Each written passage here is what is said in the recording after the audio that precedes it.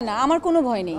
দেশের আলোচিত অভিনেত্রী Tanjin Tisha camera light action এ নিয়ে যার পথচলা এবার সেই ক্যামেরার সামনেই প্রকাশ করলেন নিজের ব্যক্তিগত জীবনের একটি বড় পরিকল্পনা।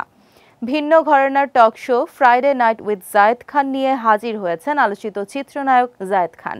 আর সেই টক শোতে প্রথম অতিথি হিসেবে তানজিন তিশাকে নিয়ে হাজির হন তিনি। সেখানে গিয়ে তিশা জানালেন আগামী 5 বছরের মধ্যে মা হতে চান তিনি। 5 বছর পর নিজেকে কোথায় দেখতে চাও? জায়েদ খানের এমন প্রশ্নে তিশা অকপটে জবাব দিয়ে বলেন, I will be a mother. এর মধ্যে আমি বিয়ে করব, মা হব। তিশা আরও বলেন, এভাবে হয়তো কেউ বলবে না যেভাবে আমি বলেছি, কারণ মানুষের প্রফেশনাল লাইফের সঙ্গে পার্সোনাল লাইফটাও গুরুত্বপূর্ণ। সেটিকে এড়িয়ে চলার সুযোগ নেই, লুকানোরও কিছু নেই। অনুষ্ঠানে তিশা খোলামেলা আলোচনা করেছেন নিজের অভিনয় জীবন ও ব্যক্তি জীবন নিয়ে। শুধু তাই নয়, কথার ফাঁকে তিনিও পাল্টা বিয়ের প্রশ্ন ছুড়ে দেন জায়েদ খানের দিকে, যার উত্তরও মজার ছলে দেন এই অভিনেতা।